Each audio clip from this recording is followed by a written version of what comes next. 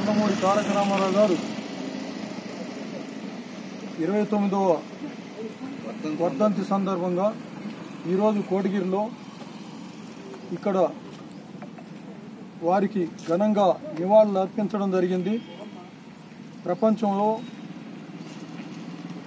ఎక్కడా లేనటువంటి ఒక వినూత్నమైనటువంటి తెలుగు జాతికి పేరు ప్రఖ్యాతులు తెచ్చినటువంటి విశ్వవిఖ్యాత నట సార్వభౌమ శ్రీ నందమూరి తారక రామారావు గారు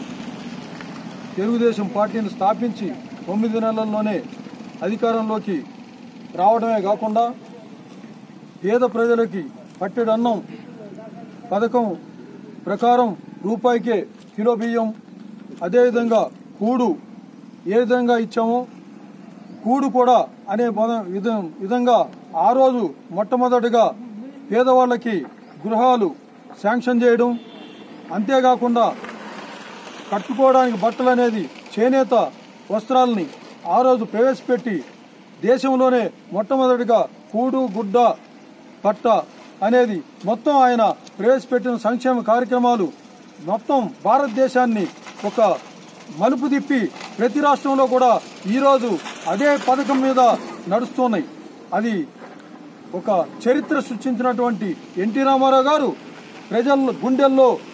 కుల మతాలకు అతీతంగా పేద ప్రజల నుండి అందరి మన్ననలు పొందినటువంటి ఒక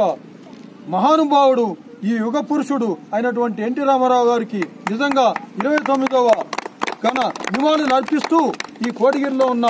ఇక్కడికి పార్టిసిపేట్ చేసినటువంటి అభిమానులు